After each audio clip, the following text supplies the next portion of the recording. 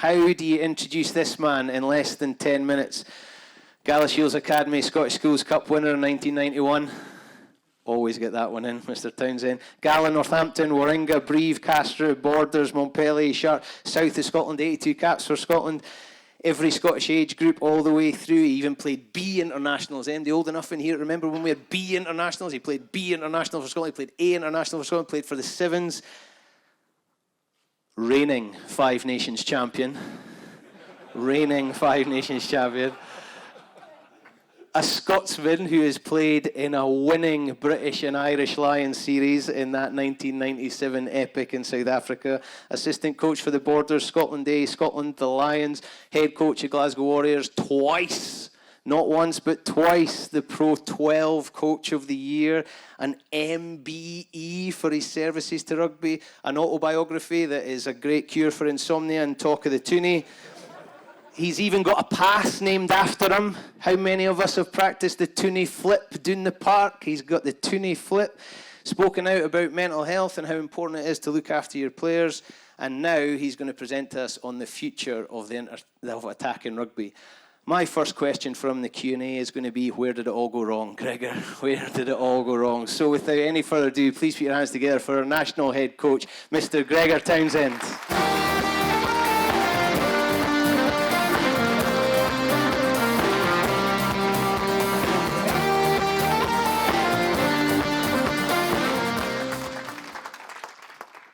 Good morning, everyone. What a great turnout. It makes me feel really proud to be involved in Scottish rugby, to see so many people here.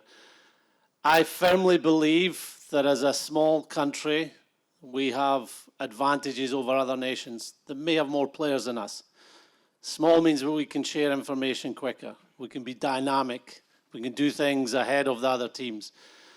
And it's events like this will make that happen. So the true competitive advantage that you have in business or sport is learning quicker than the opposition. So today is a great day for learning, sharing, having conversations with the coaches, with each other, and then passing that down all the way from our lowest age groups right up to the national team. So I hope you're looking forward to a really good day. We're going to start with attack, obviously the best part of the game. Steve Tandy's not here yet, so he'll try and persuade you later on that defence is the best part of the game. So I want to hear from you. Why do we attack? What's the goal of attack? Score tries. Excellent. Number one goal, score tries. Anything else? Pressure the opposition, yes. Get over the gain line, make ground. Keep the ball. Score points, did someone say? Yeah, because we can also score penalties, can't we? Anything else? Win. Okay. Brilliant. Look, this is what I think. Score tries is number one. That's why we attack. Get behind or through a defence. I think we talked about gaining ground, but getting behind that defence or getting through the spaces in between. And forcing errors from the defence, that's really important, because forcing errors from a defence can lead to getting behind or through a defence, which comes through tackle breaks or line breaks, but it also means you can get penalties off the opposition, which allows you to get further up the field and get a line out or score 3 points. So have this in mind when you think about attack. That's ultimately the goal, is to score tries, get behind the defence or force errors from a defence. I will be talking about the future attack in rugby, but really the game's not going to change too much in the next few years. The future attack in rugby is already here. But there have been some trends recently that we've seen in the game. So attacking kicks over the last 2 or 3 years have really came into the game as defences set up with a lot of people in the front line. So a lot of defences now have 13 in the front line, 2 in the backfield, and then when they get closer to their own try line, they go 14 and 1, which means that there's not as much space often in the front line, but there's space for attacking kicks. So it's something that we've seen through professional rugby, but at all levels. So it's something I encourage you to look at when you design games, to introduce attacking kicks, rewards for putting attacking kicks, because it's a very good way to get behind the defence. And also encourage players to use that skill. And it doesn't just have to be your 10, your 9, your 15. The game of the future might be a tight head prop, putting an attacking kick in. We've seen tight heads over the last few weeks putting really good passes in, but why not put a kick in if that's where the space is? 50-22 is a change in the game, so it was a law that was changed a year ago, and that's done one of two things. So one thing is that players are now looking to see if that space is on and go for that kick just inside your half, which means you can win a line out in opposition 22. But it's also shaped the defenses. So a lot of defenses now are trying to protect that 22 area, so they're dropping deeper, which has meant there's more space for shorter kicks. So it's a really good innovation in the game. Something that has came in over the last 12 months, certainly, is counter-rucking. I think this is a really exciting development in attack. So I'd like you to turn and talk to the person beside you. It might be two of you, it might be three of you. And just look at a couple of positives or negatives about attack through counter-rucking. Why is counter-rucking something that's going to influence our attack either positively or negatively? Does everyone understand counter-ruck? So people on their feet trying to drive over the ball. Okay, 30 seconds, just turn and talk, please, with someone beside you. All right, I'll look around at this side. Shout out a couple of things. Positives about counter-rucking? You regain possession, excellent. Excellent, so more attackers will have to go to the ruck if they believe they're about to lose the ball. So those are the two main ones for me. If anybody else wants to say anything about counter-rucking? If you win it, they're not going to be in a defensive shape. Excellent. So if you win the ball, they're disorganized. Really good. So counter-rucking has came into the game, I believe, because teams were getting penalized a lot for jackling. Referees were being really tough in that area, so they're looking at different ways to win the ball back. And you actually have to put more people in to stop a counter-ruck or to win a counter-ruck. So if you've got the ball and the opposition are trying to counter-ruck you and you retain the ball, that's less defenders in the opposition now if you keep the ball. So if you can't keep the ball, if a team's counter-rucking, you'll be up against less defenders. And as we mentioned, if you're in the defensive team, you counter-ruck, they might have to put more people in to stop that counter-ruck. You win the ball, it's the best ball you can get, turnover ball. So something that I really get excited about. Jackling is still a big part of the way we play as a Scottish team. We've got lots of people that like jackling all throughout the age groups, and it's a good thing to see, trying to win the ball back in defence, but developing a counter-ruck, staying on your feet. Referees are allowing that to happen much more, and I believe it'll be the game of the future. And the last one, look, I love watching people come out with new set-piece plays. So something a bit different in the line-out, something different at the scrum. Tap penalty moves are back in now. Little shapes and phase play that are different. So that's always going to be a part of the game. And I'm sure you're doing this at your level, whatever level that is. We are learning all the time as national team coaches. We watch a lot of rugby and we share ideas every week. Did you see that line out from French rugby or the European Cup or Japanese level? Do you think it's something that would work at test level? So innovation, it's a big part of who we are as Scots as well. Be creative. That's always going to be part of the future. I'm going to talk a lot about the current state of the game. So those are future trends, but the future is obviously going to be defined by what we do now and what we do well in the attacking game. This is one of our best attacking sequences of last season or this season. The season not finished yet. So if you've got a pen and paper, just take a note. You're not going to turn and talk this time, but when you see this clip, a couple of key points of why this attack went well. It goes on for about 6 phases.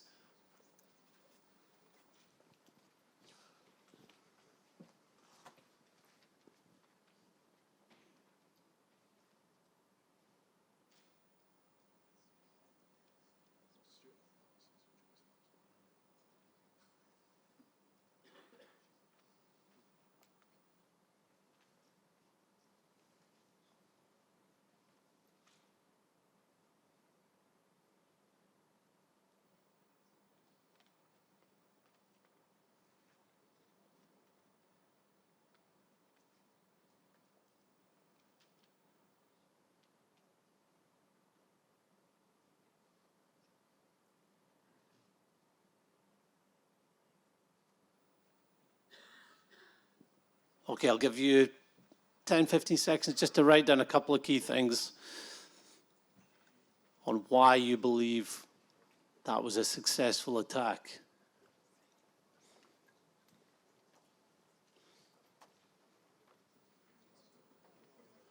Okay, if you're not writing them down, just keep it in your mind. I'm not going to ask you now for the your answers. We'll come back to that. Okay, for me, the future attack in rugby is based on these three things. So, speed, space, and structure. If you're putting an attack together, you've got to look at these three things because of a huge effect in getting behind the defence and scoring tries. I'm not going to talk much about structure today. I think it's something that we focus on too much and too often when we think about attack. We think, oh, we need to get our attack shape right and organise our players across the field so they know where to go. That is important, but it's often focused on or emphasised too much for the other main reasons of why an attack is successful, or more important to being successful, and that's speed. Playing quickly, being set early, putting the defence under pressure, and also attacking space. Being aware of where that space is and how to go at it. Those are the key the key things that define a really good attack, not the structure. So, we come back to this. What did we put down as key points of why that attack was good?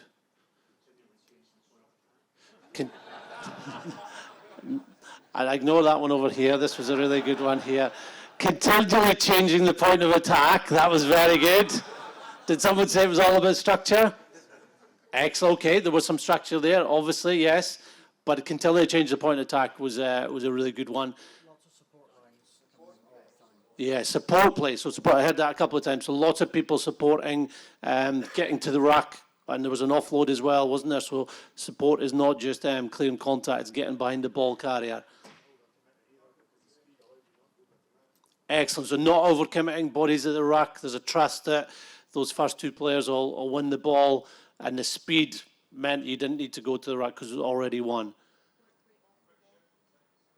Work rate off the ball, shift side to side. Yep, so moving it, shifting the target. Accurate passing, excellent, really good. Mismatches, yeah, so backs against forwards. Excellent.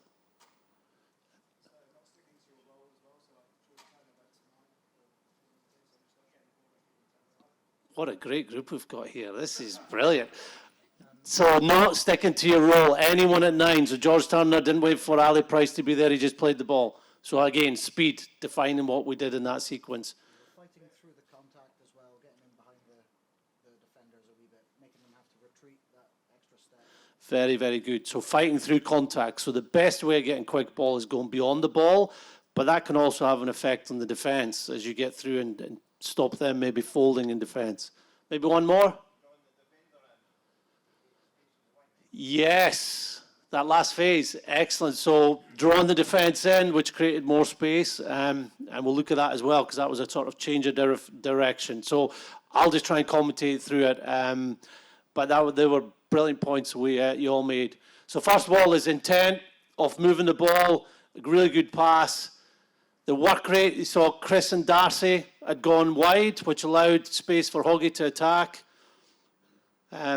Running hard at the opposition, support, Hamish and Darcy getting beyond the ball, a forward passing the ball. The structure here, but we, which is a good thing. The structure there, but the structure wasn't the most important thing. It wasn't perfect. Speed was more important than organisation. Can we just stop that there? Sorry. So in that case, Ali Price was looking to go to Stuart Hogg. I don't know if we noticed, Stuart Hogg said, no, it's not the right way to attack because they've got more defenders than us. And we change direction. So the communication of where the space is, and not so much even space, where the less defenders are. Play through. Thank you. And now Jamie Ritchie, see there's a space on this side of the ruck. Grant Gilchrist follows him in. Brilliant work on the floor from Grant. Jamie's back up to clear contact. As we mentioned before, that's affected the defence and we've attacked the way where their numbers down. So I know we said structure's there, but the structure there was not really going the way that we maybe set up to train, which is, we'll go through a pod of forwards, a pod of backs, and then we'll have space to play. No, it was Jamie Ritchie calling for the ball back because he saw space. It was someone else going in to play a scrum half. So speed and space are more important than structure. Yes, there's principles of what we do of counter-attack and why that pod of 3 forwards were off 9 when we go wide. So the structure is there, but speed and space are much more important. So space. There's always space in a rugby field.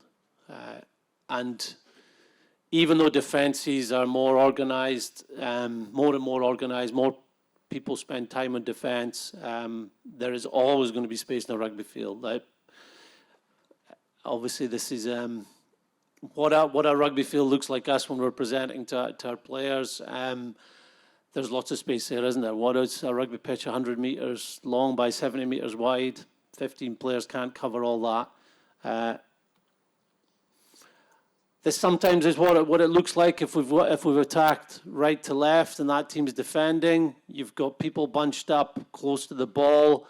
You've got a 15 that's came across from the other side, which has meant the 10 has to come across as well. He can't just stay on his wing. That 12 is going back the other way because he knows he has to get back to defend on the far side of the ruck. So there's a lot of moving parts. There's a lot of space in a defence. And it's really important that all our team sees that, passes that on to those who have got the key decisions to attack space. So you can take what a defence gives you. That's a number one thing about space. So I'm just going to play this through. This was against Tonga.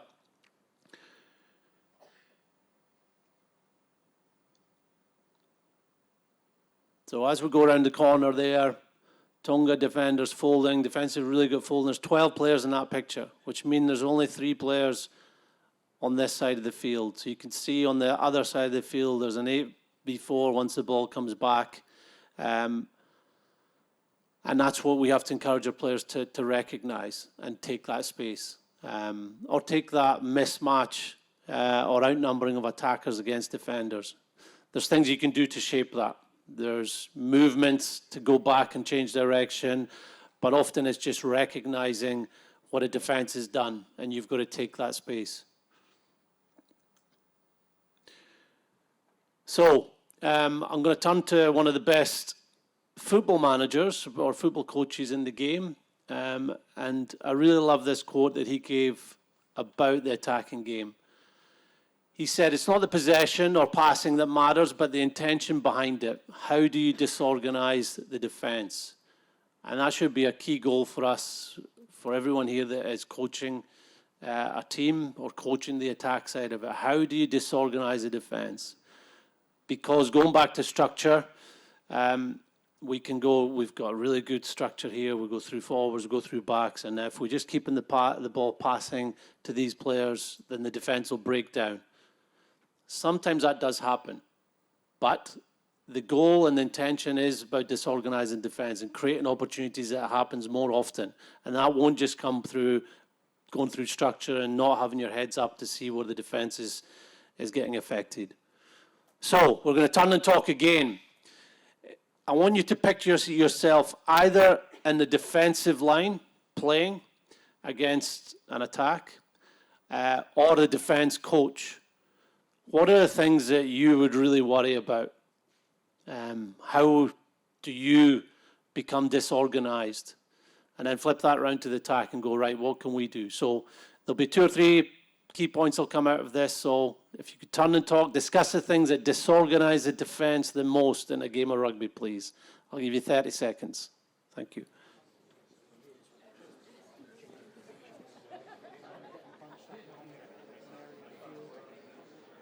So we're thinking this from an attacking point of view. What can the attack do to disorganize the defense? Okay, we did this same session with our players earlier this season. I'm going to share with you what they came up with. Hopefully it aligns with the responses you get here. So far side again, couple of things. Watching the ball. So from the defensive point of view, okay, let's flick it around to what an attack can do against the defense. So rather than the defense making errors on their own, what can we do as an attack?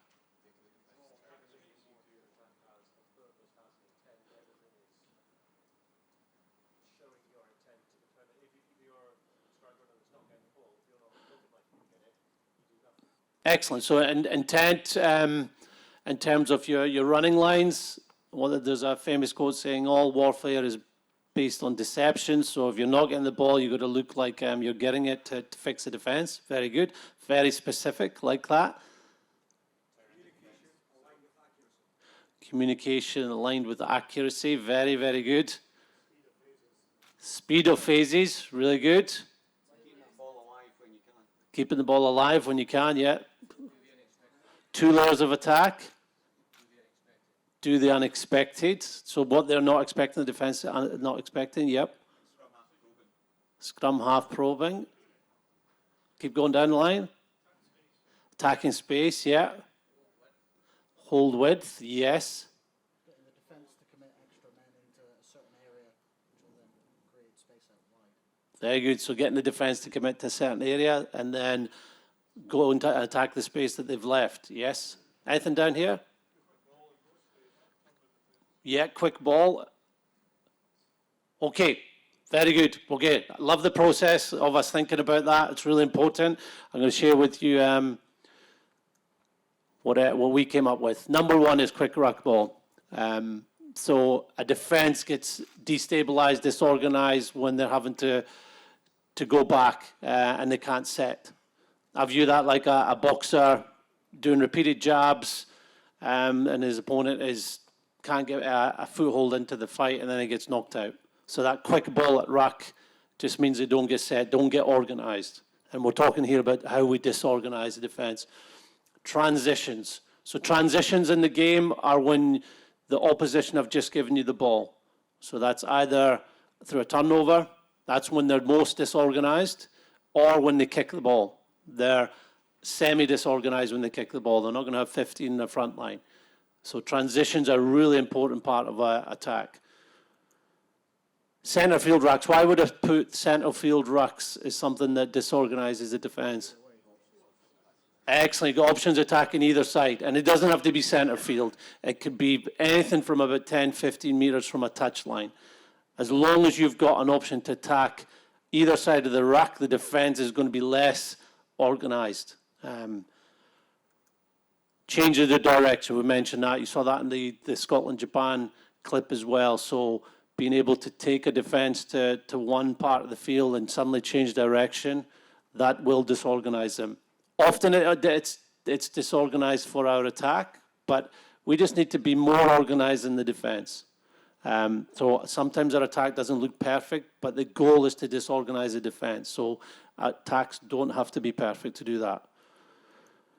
Attacking kicks, it's another way of disorganizing the defense. Mentioned that right at the beginning, that's how we get space. But also if you lose an attacking kick, that's not a bad thing too, because someone might be able to get counter-rucked off the ball. They're isolated. It's not what a defense wants, that sort of disruptive play. They want someone just to go slow ball and run straight into them. So all about this is about not falling into that trap. And the final one is playing at tempo. So what I mean there is set pieces, especially the line out or restarts, so you can play quickly when the defense isn't ready to be set. It's harder to do it off scrum because you can't have a scrum on your own, but you can essentially have a line out on your own. And John's going to talk about that in more detail in his session around line out this afternoon. So I just want to cover a couple of things there. So first one is transitions. I think this is really important.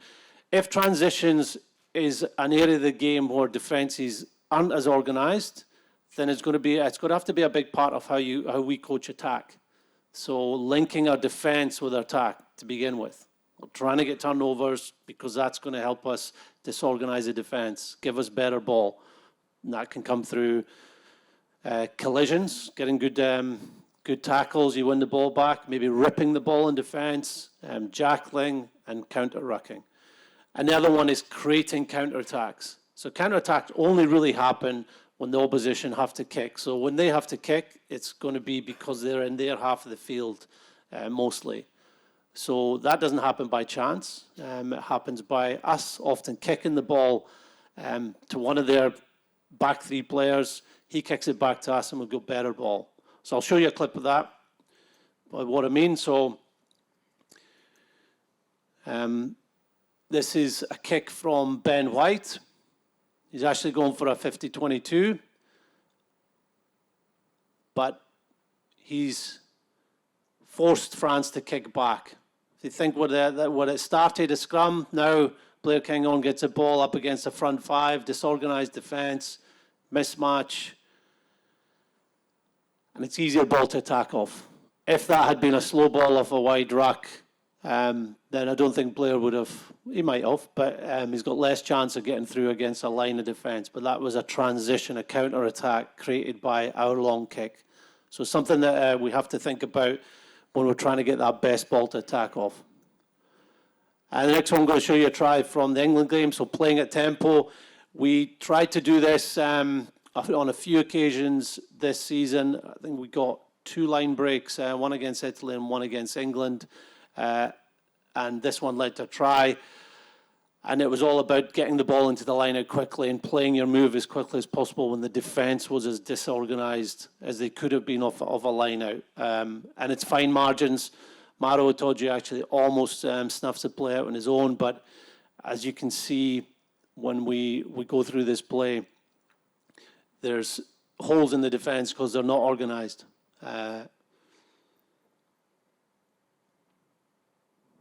And it allowed someone like Darcy just to get a chance to get behind the defence and work his magic with a really good support play. So those are ways to disorganise a defence, which means your attacks have more chance of succeeding. So going back to the 3 key principles, speed, space, and structure, I'm just going to look at this last one, which is your structure. It will be linked with your philosophy. So your way of playing, what you believe your team should do.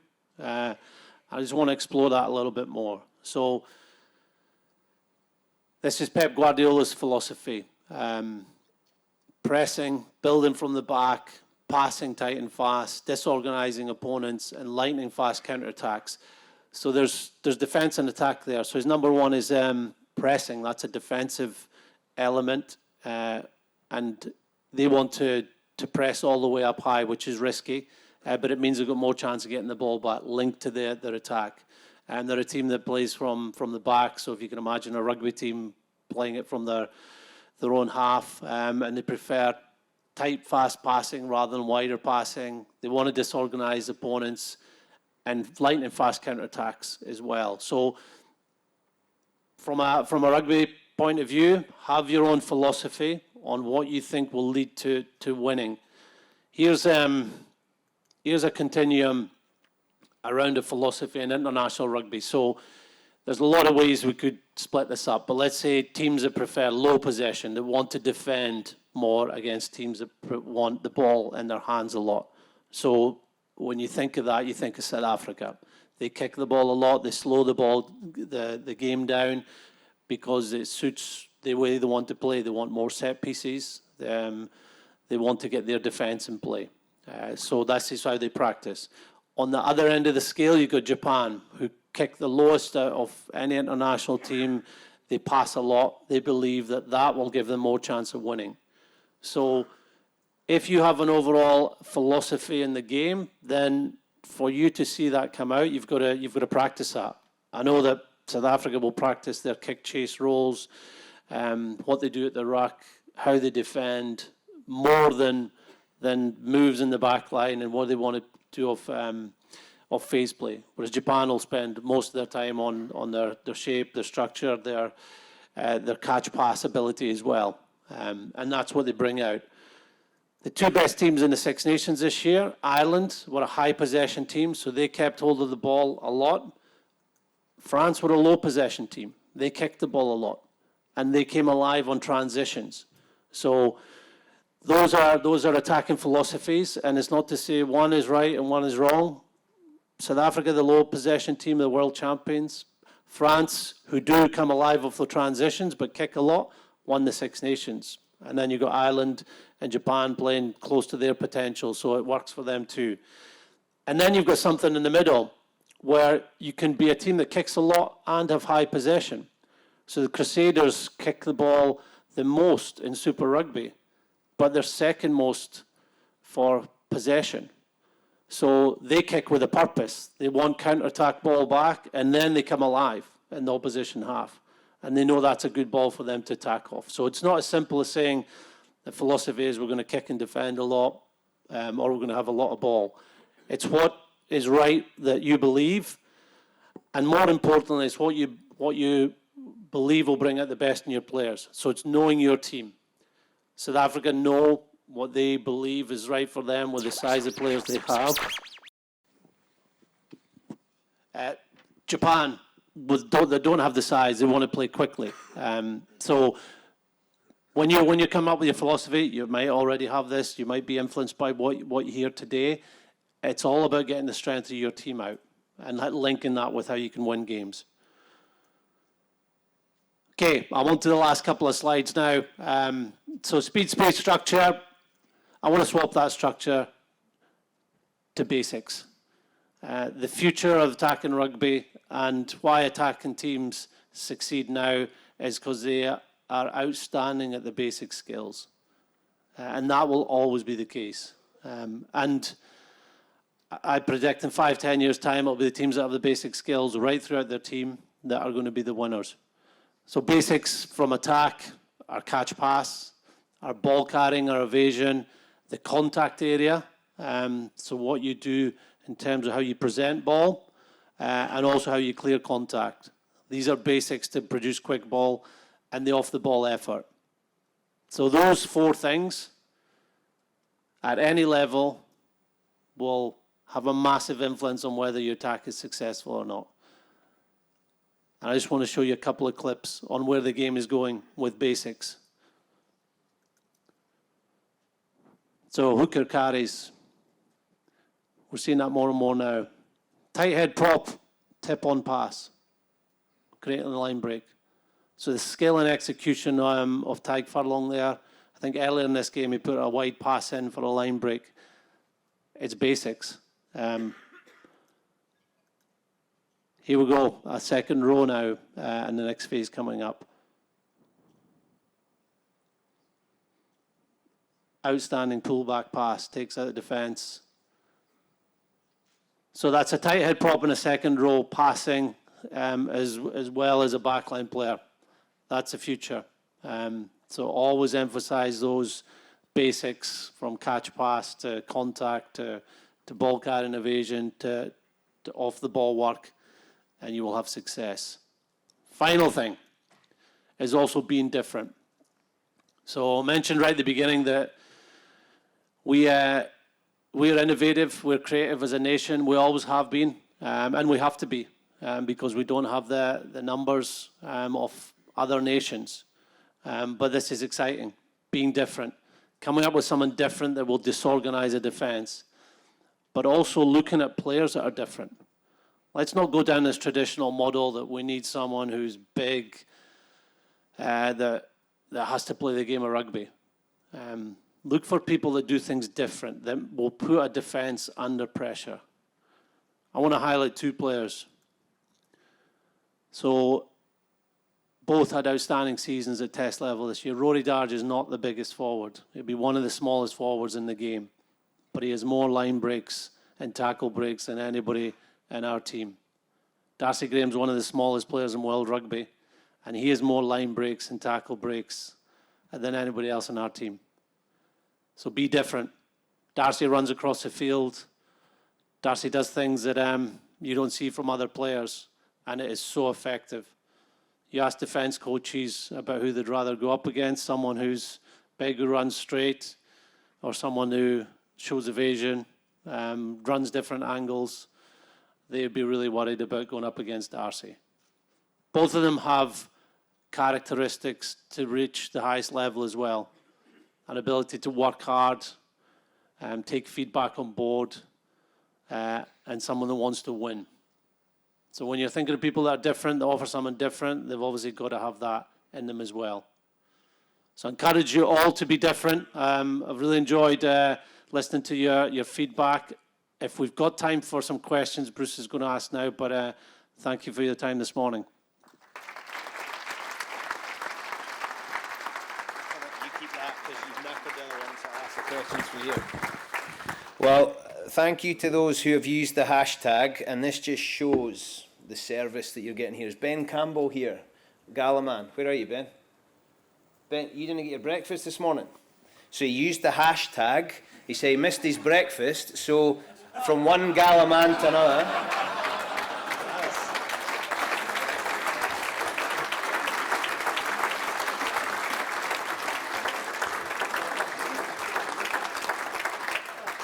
Can't believe you missed a chance for the McDonald's drive-through at Gala before you came up the road for a breakfast. Look at that now. Didn't he get smart now? Right, that was a one and only, right? Didn't he get smart? Gregor, thank you for that. Absolutely brilliant. There's a few questions come in. One from Corgi. Would you encourage teams to work with officials at training? Yes, yeah, absolutely. We do that often. We obviously, you don't replicate games all the time in training, so it's never full contact, but it's really good for officials as practice, and it's really good for players to understand when referees are talking to them about back onside or hands off, then their decisions will improve at the weekend. So yeah, 100%. I think it works for both the players and the referees. It makes the referees feel wanted as well, doesn't it, if you invite them on a Tuesday night.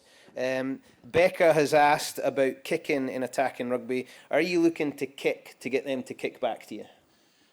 Yeah, look, there's a lot of reasons why you would kick. So the intent behind it might be, first of all, to get the ball back yourself. So you've seen space, you kick, and that might be a short kick or a long kick that someone's recognised, we can get the ball back before the opposition.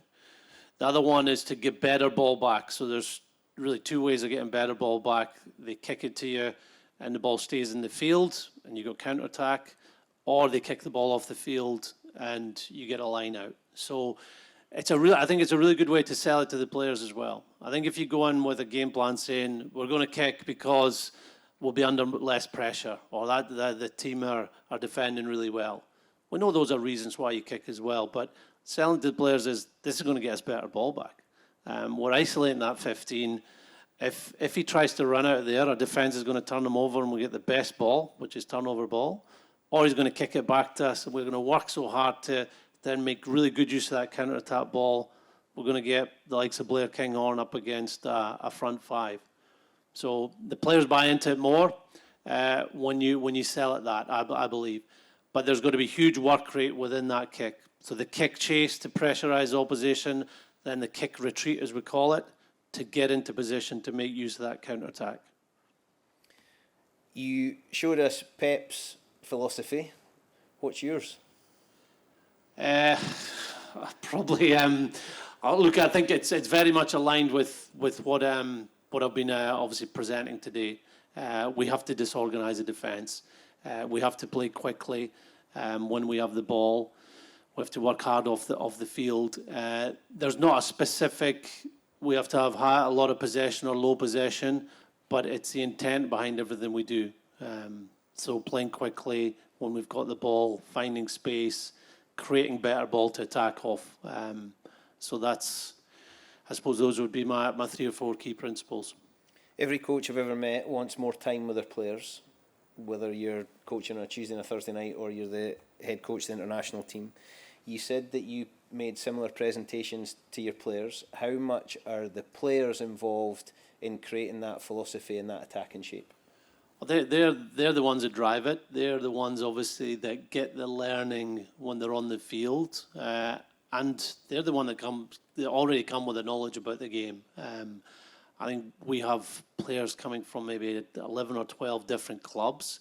So you've got to make sure that there's clarity when they come into your squad of this is who we are and this is why we believe it's successful for us, just to make sure everybody's aligned.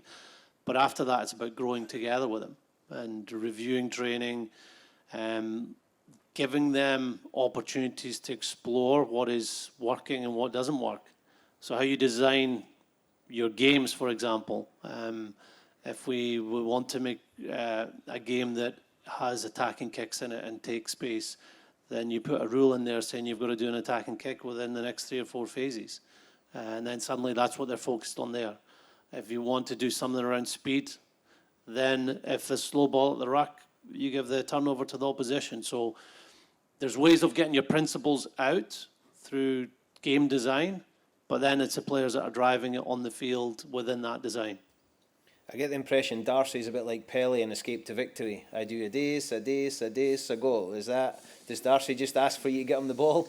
Yeah, and we want Darcy to get the ball. I think one thing when you're designing an attack as well is getting your best players on the ball, so our best attackers. That would be great to get a situation where you got 15 players that are all equally skillful at catch pass, ball carrying skills, but often it's the winger who's the best at ball carrying, and we want our wingers, our back three, to get double figure touches. Now, part of that is intent, and Darcy has that. Darcy will get on the ball no matter what game is played, but there's got to be design there as well of can you get a ball more off 9? Can you get inside 10? What's on the short side, Darcy? If you're up against maybe a poorer defender, we want you calling that so you can get that ball to show us show obviously your team what you can do and get behind. And there's set piece plays. If you want your best players on the ball, you can bring them in at set piece. Last question. You've got a team of coaches. You've obviously got someone who is assigned to be the defence coach. You have an attacking idea in your head. You've got someone to bounce ideas off. How much can you encourage the coaches gathered here to have that critical friend or someone to challenge them? Oh, it's massively important. Collaboration, first of all, starts with the coaching team, and then when you have the players there, you collaborate with them. But I feel very lucky and privileged with the coaching group we have with Scotland. I don't think any of them here now, so I'm going to talk them up when they're not here. But we have a lot of fun together, but also we share thoughts about our game and ideas. If I'm talking about attack, I'll see something defence, and Steve takes it on board. Same with John, comes up with ideas, AB. So it's really important that you bounce ideas off each other, and the game has to be aligned. There can't be a defence that just works in isolation, or a scrum coach or a line-out coach just works in isolation and goes, well, I've got a good line-out, that's all I need to worry about. It's all together. So that tempo line-out that we did against England, there's a lot of days of planning with that, with John, what line-out that could work well, how can we get that into play, because that's the way we want to play an attack. And the same happens with line-out coaches in defence. If we defend this way, it means we might not win as much line-out ball, but it's going to help our defence, so I can make compromises there because it's part of the overall picture. So yeah, the game is interlinked. The best ball we can get, as I've mentioned, is when the opposition have the ball. So that's linked with our defence, forcing them to give us a ball at the ruck time or kicking to us. So attack and defence have to be really closely linked, likewise with set piece. Still love coaching, eh? Yeah, I like sometimes it's frustrating when you don't get to coach as much international level, but we get to watch a lot of rugby. We get to learn together. We're really excited about the summer tour that's coming up. We can't wait to work with our players again, and I think we're in a really exciting time, not just with Scottish rugby, but also with the game. I always think attacks have got the upper hand, but for a few years there, I think the defence maybe had the upper hand. But it's great to see attacks being more innovative, change of directions, taking on space much more than I've ever seen. Folks, I've loved it. I'm sure you have too. Please put your hands together for Gregor Townsend.